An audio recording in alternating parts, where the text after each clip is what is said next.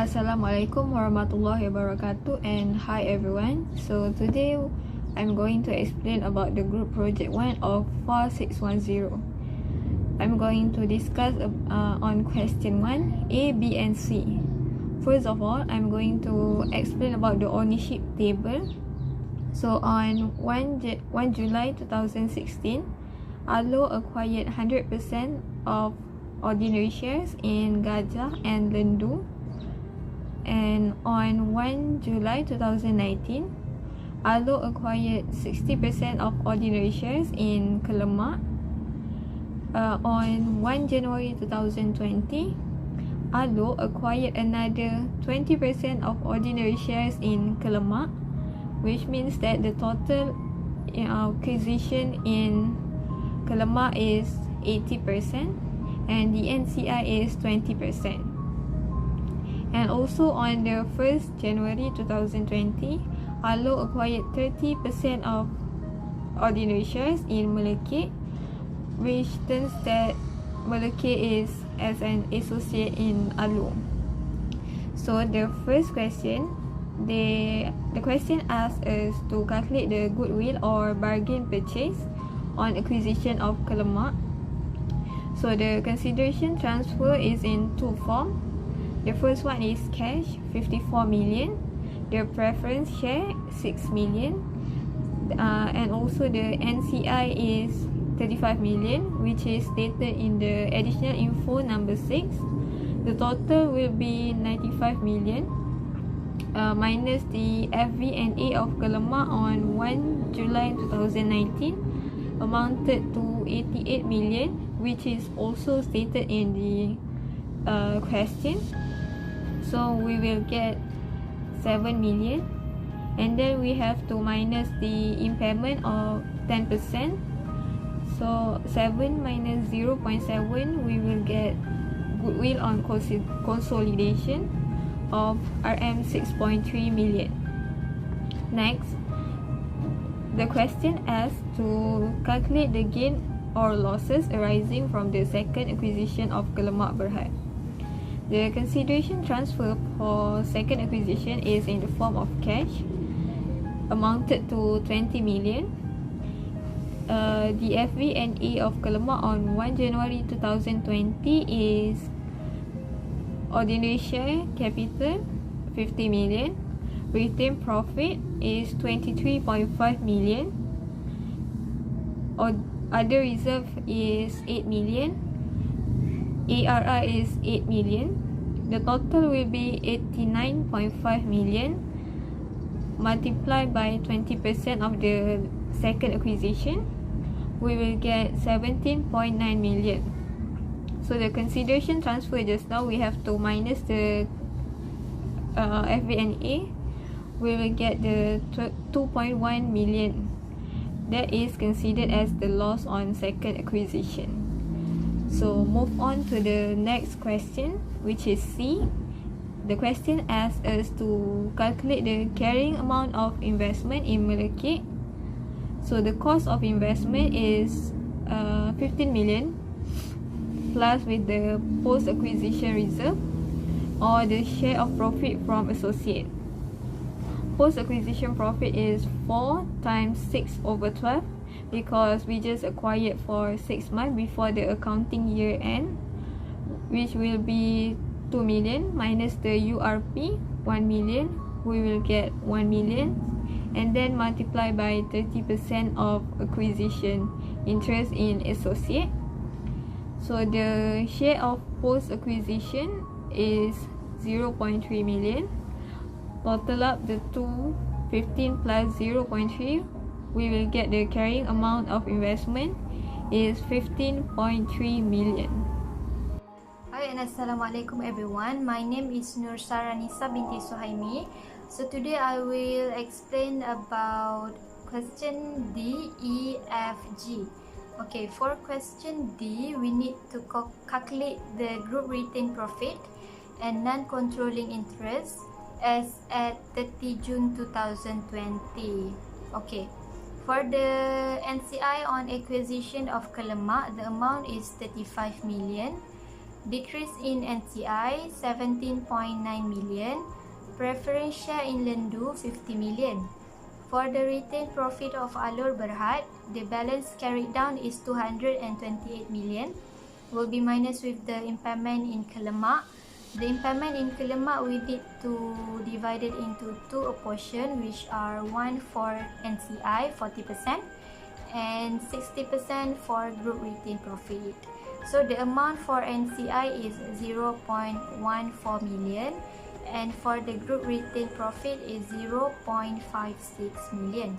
Also, we need to minus with the loss on second acquisition 2.1 million, minus also with the URP of machine 4 million, plus with the over provided depreciation of machine, the calculation is 10%, times with 4 million, we will get 0.4 million, and plus with the share of profit from associate 0.3 million. Okay, that's all for retained profit of Alur Berhad. And then for retained profit of Gajah Berhad, the balance carried down is 101 million, minus with the URP of inventory 5 million, and then we will get the total amount 96 million.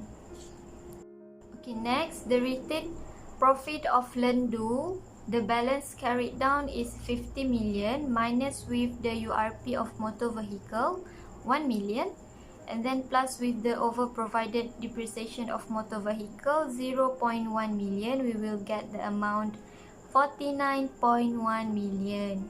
For retained profit of Kelemak, the balance carried down is 25 million, minus with the pre-profit 22 million, we will get 3 million. And then for July 2019 until December 2019, the amount for NCI is 0.6 million, and for group retained profit, the amount is 0.9 million. For January 2020 until June 2020, the amount for NCI 20%, 0.3 million, and for group retained profit 80%, 1.2 million. Okay, so the total amount of NCI that we get is 67.86 million, and the total amount for group retained profit is 369.24 million. Okay, next, for question E, we need to construct a consolidated statement of profit or loss and other comprehensive income for the year ended 30 June 2020. Okay, for the revenue, the amount is 42 plus 40 plus 72 plus 26, the amount of revenue for all of the four company, minus with 20 million, which is the intercompany transaction in additional info number 2. So the amount is 160 million. For cost of sale, we need to sum up 4 amount of the company, and then minus with the intercompany transaction 20 million, plus with the URP of inventory 5 million, we will get amount 47 million. And then 160 minus with the 47, we will get gross profit 113 million. Okay, for income and expenses, gain on disposal 5 plus 1 million, minus with the URP of machine 1 million, and then minus with the URP of motor vehicle 4 million, we will get 1 million. For investment income, 5.4 million plus 2 plus 5.7 million plus 0.3 million, minus with the dividend of Kelemak 0.64 million, minus with the dividend of Lendu 3 million, we will get 9.76 million. Okay, for the expenses, we need to sum up all of the expenses of the four company, and then minus with the over provided depreciation for machine 0.1 million, and also minus with the over provided depreciation for motor vehicle 0.4 million, we will get 60.6 million. And then for the impairment of goodwill of Kelemak, the amount is 0.7 million as we calculate earlier. And the amount share of profit, the calculation is 4 times 30% times 6/12. We will get 0.3 million. And then the gross profit 130 million minus with all the expense plus with all the income, we will get profit before tax 62.76 million. And then we need to minus with the taxation 18.3 billion. We will get profit after tax 44.46 million. And then for other comprehensive income, minus with the loss on second acquisition as we calculate earlier 2.1 million, we will get total comprehensive income 42.36 million. Okay, for question F, we need to construct a consolidated statement of changes in equity for the year ended 30 June 2020. Okay, for the balance BD of NCI is 50 million. For group retained profit 338.5 million. There is working below the table, as you can see. For the acquisition during the year, the amount for NCI is 35 million. Second acquisition 17.9 million. Profit after tax for NCI is 3.92 million. And for group retained profit 40.54 million. And then dividend paid for NCI 3.16 million. Also have the calculation below. And for group retained profit is 7.7 million. So the total we get for NCI is 68.66 million. And for group retained profit 370.54 million. Okay, for question G, the last statement that we have to construct is consolidated statement of financial position as at 30 June 2020. Okay, for the asset, the amount of PPE is 179 million plus 226 million plus 87 million plus 50 million plus 8 million minus 5 million plus 0.5 million. We will get 555.5 million. For investment in Malekith, the amount is 15.3 million. Other investment 281 million, intangible asset 77 million, trade receivable 61 million, and for other current assets, the working is 26 plus 20 plus 70 plus 10, minus with the URP of inventory 5 million, and minus with the intercompany transaction 20 million, and then minus with the debt that the company borrowed 8 million, and then we will get 40 million. Okay, for the goodwill, the amount is 6.3 million. The total asset we get is 1036.10 million. For equity and liability, ordinary share capital amounted is 400 million. Preference share 6 million, group retained profit as we calculate earlier 369.24 million, non-controlling interest 67.86 million, long-term loan 34 plus 4 plus 50, we will get 84 million, current liability 27 plus 13 plus 24 plus 9 minus with the intercompany transaction 20 billion, and loan 8 million, we will get 45 million for current liability. Other reserve 30 plus 20 plus 14. Minus with 8 minus 8, we will get 64 million.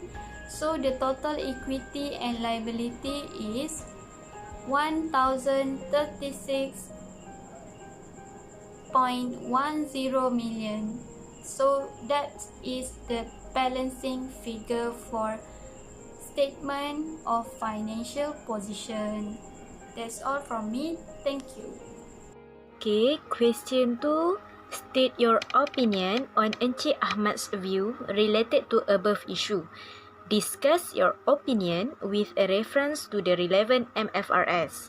MFRS 10, Consolidated Financial Statements, MFRS 11, a joint arrangement, and MFRS 1 to 8, investment in associates and joint venture. According to MFRS 10, Consolidated Financial Statement, consolidation only happen between a parent and a subsidiary only. In our opinion, financial statement of TG Berhad should not consolidate with Usaha Maju Berhad. It's not a subsidiary or a parent of Usaha Maju Berhad. Therefore, there is no consolidated in these situations. Okay, according to MFRS 11, joint arrangement in sharing the control, Maju Berhad is a party to joint arrangement where there is a contractual agreement between Usaha Maju Berhad, Berkat Berhad and AZ Berhad, which make them under joint control over TG Berhad. There are two types of joint arrangement, which is joint venture and joint operations. If it is a joint venture, Usaha Maju Berhad should apply equity method in accordance with MFRS 1 to 8 to record the investment in TG Berhad. If it is a joint operation, Usaha Maju Berhad financial statement should disclose their shares over TG Berhad asset, liability, expense and revenue. This is accordance with MFRS 11 joint arrangement. So, all the decision about business activity of TG Berhad should have unanimous consent from all the parties. Okay, my name is Nur Anis. I will explain in question 3. Question 3 is about decrease in shareholding. In this case, Holding Berhad is a public limited company who is in process of downsizing its business operation. The CEO of Highland Berhad is planned and suggests to dispose 90% of its share on Tuah Berhad on 1 July 2018 for the cost RM160 million. So, the Highland Berhad acquired 80%, which is 32 million out of 40 million share, which costs RM1 ringgit of its share. It is acquired on 2014 at the cost of RM100 million. But there is a pre-acquisition on general reserve and return profit. There is also ARR, which is asset revaluation reserve of the land, RM20 million, and the goodwill is still remain unimpaired. Okay. Okay, in this question for the A, the question asks for gain or loss on disposal of the share for the Highland Berhad. So, the first step we need to do is we need to proportionate of the fair value net asset of subsidiary. So, we can see that on DOA 2014, ordinary share in Highland Berhad is 80%, the NCI is 20%, and the cost and the pre-return profit and pre-general reserve. So, as we know, disposal 90%, so we need 80% times 90%, we get 72%. So, we have to minus to know whether how many Highland Berhad acquire on the Tuah Berhad. So 80% minus with 72%, we get 8%. So we can see that this is turned from sub to a simple investment. Okay. So next step, we need to calculate the goodwill, which is using a partial. So the partial is we start with the consideration transfer. RM 1 million. We plus with NCI 20% of fair value net asset, but we need to calculate first fair value net asset on 1 July on 2018. Okay, OS RM 4 million plus with RP 42 million plus with GR 12 million plus with the ARR of the land 20 million. So we'll get 114. 114 for NCI, we need to time with 20%, so we'll get 22.8. So 100 plus with 22.8, we'll get 122.8 minus with the fair value net asset on acquisition 114, we'll get 8.8 million for the goodwill. So that is the value for the goodwill. Okay, for the next one, next step, for the last step, we need to calculate on the book of holding and the consolidated. As for the book of holding, we calculate that proceed is 160 million, which is the cost of the sale of the dispose, the cost of the dispose, and minus with the carrying amount of investment 19% plus 100 million, so got 90 million. So 160 million minus with 90 million, we get 70 million. So there is gain on disposal of book of H. As for the consolidated, we go by proceed 160 million plus with the fair value of remaining investment, which is RM2 ringgit, time with the balance of the remaining share 32 million share minus with 28.8 million share. So we'll get 6.4 million. So 160 million plus with 6.4 million, we'll get 166.4 million. So minus with the fair value net asset on acquisition date, OS 40 million, retained profit 80 million, general reserve 12 million, and the ARR 20 million, which get 152 million. And we need to time of the holding 80%. So we get 21.6 million. So we minus 166.4 million early. We minus with the 1 to 1.6 million, we get 44.8. And we minus for the remaining goodwill that we have calculated early in step 2, 8.8 million. So we'll get 36 million. So 36 million is a gain on disposal to CSOPL. Okay, that's for consolidated. Okay, as for the B require us to discuss the effect of implementation of the plan to the group financial statement as at 30 June 2019. So this will affect on the consolidated of profit and loss, consolidated of financial position, and consolidated of the equity. Okay, we start with the consolidated of profit and loss. Island Berhad accounts will consolidate until the date where the control is lost on 1 July 2018. Then it will be equity accounted for the statement of profit or loss. So the consolidated statement of profit or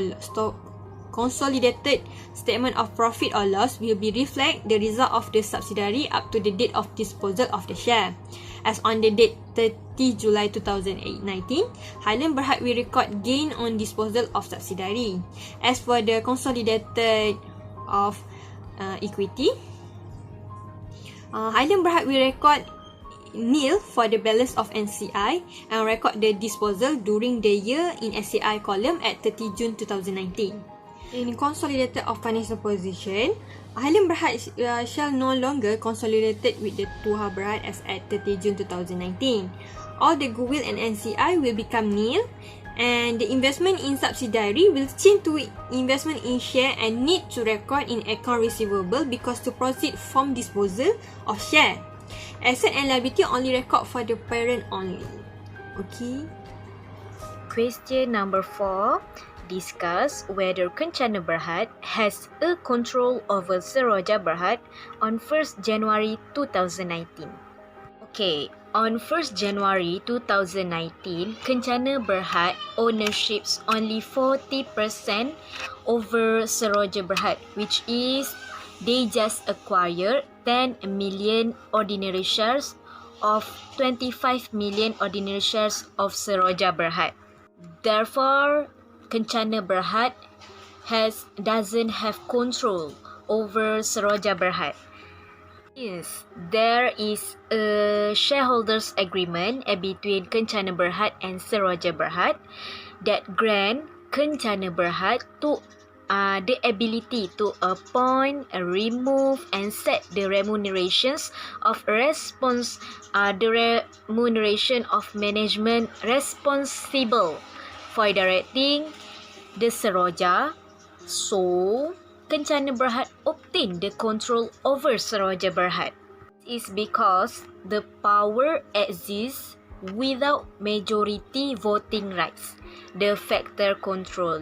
So, a contractual agreement exists between the investor Kencana Berhad and other two investors that make Kencana Berhad has power to appoint, remove, and set the management, the remunerations of management responsive of the majority governing body of investee by agreement.